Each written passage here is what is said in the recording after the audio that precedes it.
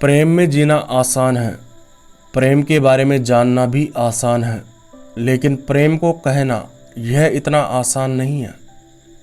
जैसे कोई मछली से पूछे कि मछली बताओ सागर क्या है, तो वह क्या जवाब देगी? वह कहेगी कि यह देखो चारों तरफ जो भी दिख रहा है यह सागर ही है। लेकिन अगर कोई मछली से पूछे कि कहो कि सागर क्या है, लेकिन यह बताओ मत कि सागर क्या है, तो ऐसी स्थिति में मछली के लिए सागर के बारे में कहना मुश्किल हो जाएगा। आदमी के जीवन में कुछ चीज़ें ऐसी होती हैं जो सुंदर हैं, सत्य हैं, श्रेष्ठ है, उन्हें जिया जा सकता है, उन्हें जाना जा सकता है, लेकिन उन्हें कहना मुश्किल है, उन्हें शब्दों में बयां करना मुश्किल है। और यह पूरी मनुष्य जाति का दुर्भाग्य है, एक दुर्घटना है कि जिस चीज़ को हुआ जाना चाहिए था, जिस चीज़ को जिया जाना चाहिए था, उस चीज़ के बारे में मनुष्य जाति 5-6 हज़ार वर्षों से केवल बातें कर रही है।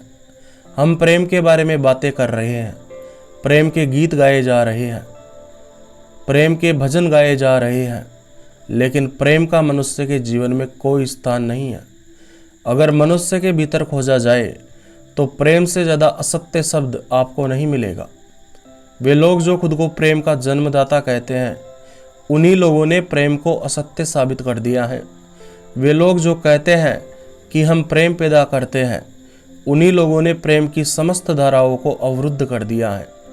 धर्म खुद को प्रेम का जन्मदाता कहता है, लेकिन वर्तमान में संसार में जिस प्रकार का धर्म चल रहा है और जिस प्रकार से धर्म चल रहा है, उस धर्म ने ही प्रेम के सारे मार्ग रोक दिए हैं। और यह बात केवल हिंदुस्तान की ही नहीं है, दुनिया के लगभग सभी देशों का यही हाल है। यह बात अमेरिका के लिए भी उतनी ही सत्य है जितने कि हिंदुस्तान के लिए सत्य है। यह बात पूर्व के लिए भी उतनी ही सत्य है जितनी कि पश्चिम के लिए सत्य है। मनुष्य के मन में प्रेम पैदा नहीं हो पाया, और जब मनुष्य के मन में प्रेम पैदा नहीं होता तो लोग अपने मन को दोष देते हैं कि मन जहर है, इसकी वजह से प्रेम पैदा नहीं हो पा रहा। जब मनुष्य के मन में प्रेम पैदा नहीं हो पाता तो लोग कहते हैं कि इस आदमी में ही कुछ कमी है, यह आदमी ही गलत है, इसीलिए प्रेम पैदा नहीं हो पा रहा है। इस प्रकार मनुष्य ने मनुष्य को ही गलत साबित कर दिया। ये जो लोग कहते हैं कि मनुष्य का मन जहर होता है, ये वही लोग हैं जिन्होंने प्रेम को जहरीला कर दिया है, प्रेम के मार्ग में अवरोध खड़ा कर दिया है। वास्तव में परमात्मा ने पूरी सृष्टि को अमृत बनाया है, लेकिन वे अपनी नासमझी की वजह से मन को जहर बताते हैं। और इसके पीछे तथाकथित शिक्षकों, साधु संतों तथा धार्मिक लोगों का विशेष योगदान है। ऐसे लोग जो खुद को साधु संत समझते हैं, लेकिन वास्तव में साधु संत होते नहीं हैं। इस बात को थोड़ा बहुत समझ लेना आवश्यक है, क्योंकि अगर यह बात आपके समझ में नहीं आई तो आपके अंदर भविष्य में भी प्रेम पैदा नहीं हो सकेगा। मनुष्य उन कारणों को प्रेम प्रकट करने का आधार और कारण बना रहे हैं जिनसे प्रेम पैदा नहीं हो सकता। और हालात यह है कि लोग गलत सिद्धांतों पर चलकर प्रेम को प्रकट करने की कोशिश कर रहे हैं, और यदि वे प्रेम को प्रकट करने में नाकामयाब होते हैं तो वे ऐसा नहीं कहते कि सिद्धांत गलत है, सिद्धांतों में सुधार होना चाहिए। वे कहते हैं कि आदमी ही गलत है। जब कुछ सिद्धांतों को हजारों सालों तक बार बार दोहराया जाता है तो वे सिद्धांत इतने ज़्यादा वास्तविक मालूम पड़ते हैं कि हम इस बात पर विचार करना ही बंद कर देते हैं कि सिद्धांत भी तो गलत हो सकते हैं। ऐसे में हम सिद्धांतों को गलत नहीं ठहराते, आदमी को ही गलत ठहरा देते हैं। इस बात को मैं आपको एक मनगढ़ंत कहानी के द्वारा समझाने का प्रयास करता हूँ। एक बार की बात है, एक राजा था, बहुत बड़े राज्य का राजा था, काफ़ी प्रसिद्ध भी था और अन्य राजाओं की तुलना में धन संपन्न भी था। उस राजा को मोटरसाइकिल चलाने का बहुत ज़्यादा शौक था। उसने एक से बढ़कर एक मोटरसाइकिल अपने महल में सजा रखी थी। वह रोज़ाना अलग अलग गाड़ियाँ चलाता था। जिस दिन जिस गाड़ी पर मन आ जाता था वह उस गाड़ी को लेकर निकल जाता था। एक दिन की बात है, राजा अपने अंगरक्षकों के साथ में, अपने बॉडीगार्डों के साथ में अपने शहर का जायजा ले रहा था। वे एक कार में बैठे हुए थे तो राजा को शहर में एक मोटरसाइकिल बेचने वाला दिखा। वह इस शहर में नया नया था और वह ज़ोर ज़ोर से चिल्लाकर मोटरसाइकिल बेच रहा था कि आओ और मेरी मोटरसाइकिल ले जाओ। मेरी मोटरसाइकिल की खासियत यह है कि इसमें एक बार पेट्रोल डालने के बाद में दोबारा पेट्रोल डालने की आवश्यकता नहीं होती है। इसका पेट्रोल कभी भी ख़त्म नहीं होता है। वह ऐसा चिल्ला चिल्ला कर लोगों को आकर्षित कर रहा था। राजा आश्चर्यचकित हो गया कि यह आदमी झूठ बोलकर, बेईमानी कर कर हमारी जनता को ठग रहा है। तो राजा अपनी गाड़ी से उतरकर उस व्यक्ति के पास में जाते हैं और उस व्यक्ति से कहते हैं, तुम्हें शर्म नहीं आती मेरी भोली भाली जनता को इस प्रकार लूटते हुए? तो वह मोटरसाइकिल वाला बोलता है कि महाराज, मेरी इतनी हिम्मत नहीं है कि मैं आप जैसे राजा के राज्य में प्रवेश करके आपकी जनता को धोखा दे सकूं। मैं जो कह रहा हूं वह बिल्कुल सच है। यकीन ना हो तो इस गाड़ी को खरीद लीजिए। मोटरसाइकिल वाला बोला कि महाराज, मैं बिल्कुल सच कह रहा हूं। मेरी गाड़ियों में ऐसी क्षमता है कि चलाने वाला चलाते चलाते थक जाएगा, लेकिन इन गाड़ियों का पेट्रोल ख़त्म नहीं होगा।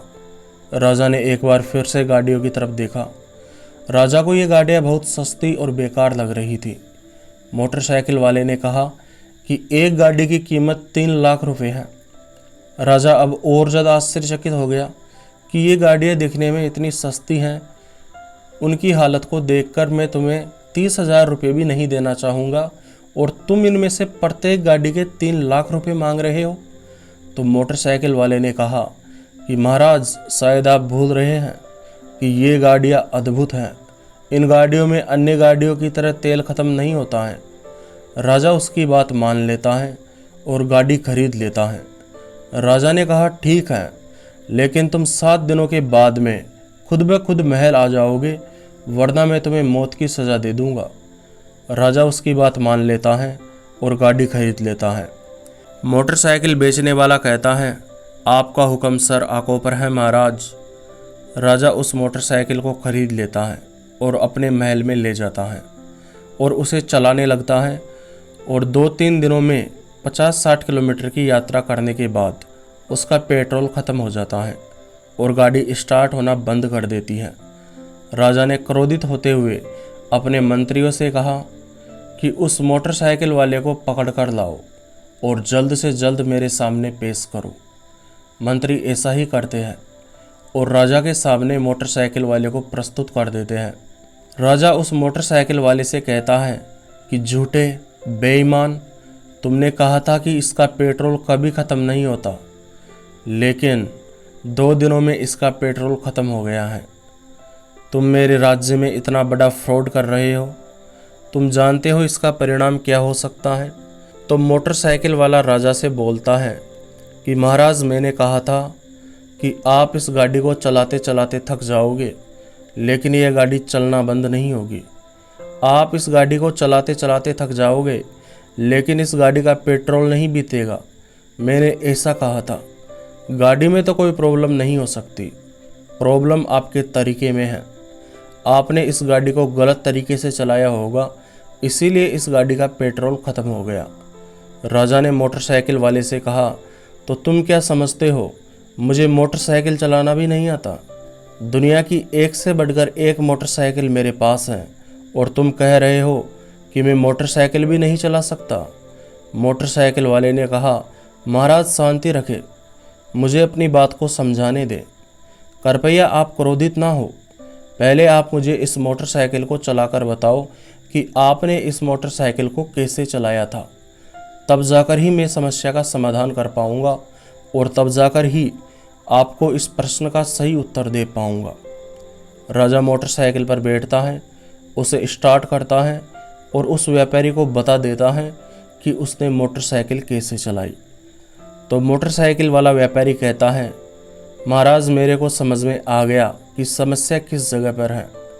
आपने इस गाड़ी को सही तरीके से नहीं चलाया, इस वजह से इसमें पेट्रोल ख़त्म हो चुका है, वरना मेरी गाड़ी में पेट्रोल ख़त्म हो ही नहीं सकता। मेरी गाड़ी गलत हो ही नहीं सकती। राजा ने उस व्यापारी से कहा, चलो ठीक है, तुम ही बता दो कि इस गाड़ी को कैसे चलाते हैं।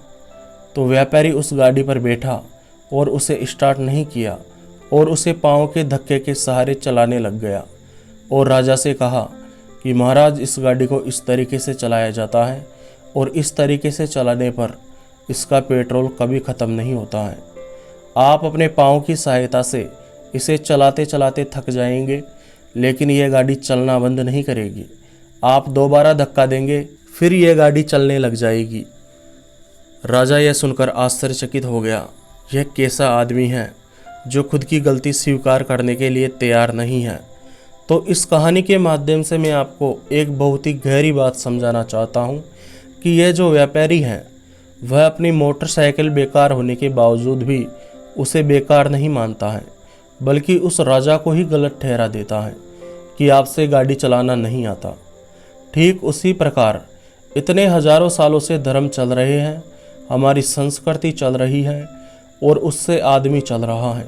ये धर्म, ये संस्कृतियाँ एक आदमी के अंदर प्रेम पैदा करने में असफल रहे हैं और कितने हजारों सालों से ये असफल रहे हैं। इतने हजारों सालों से ये धर्म, ये संस्कृतियाँ एक आदमी के अंदर प्रेम पैदा नहीं कर पाई है। इन्हें चलाने वाले नेता कहते हैं कि धर्म और संस्कृति में कोई दिक्कत नहीं है, मुख्य दिक्कत आदमी के अंदर है। धर्म संस्कृति सही है, आदमी में ही कोई प्रॉब्लम है जिसकी वजह से प्रेम पैदा नहीं हो पा रहा है।